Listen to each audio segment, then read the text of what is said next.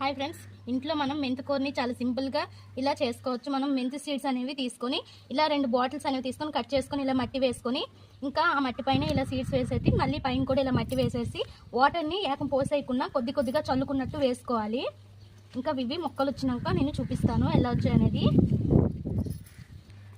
ఇంకా వాటర్ని ఇలా ఒక బాటిల్లో వేసుకొని బాటిల్కి ఇలా హోల్స్ చేసేసుకొని ఇలా వేసుకోవాలి. రోజు కూడా ఇలానే తడుపుకోవాలి. మనం ఒకేసారి వేసేసామంటే ఈ సీడ్స్ అన్ని పైకి లేచిపోతాయి, అందుకని ఇలా చేసుకోవాలి. చూసారు కదా ఫ్రెండ్స్, 4 డేస్కి మనం మెంతికూర అనేది ఇలా ఉంది. 2 డేస్కి అయితే చూడండి ఇట్లా వచ్చేస్తాయి అనమాట. ఇట్లా వస్తాయి 2 డేస్కి. ఇదంటే 4 డేస్ అయింది, ఇలా వచ్చేసాయి. ఇంకా చూసారు కదా ఫ్రెండ్స్, మనం మెంతికూర రెడీ అయిపోయింది. ఇంకా కోసేసుకుందాం. దీన్ని కోసుకొని ఇంకా పప్పు అయినా లేదు అంటే కర్రీ అయినా చేసేసుకోవచ్చు.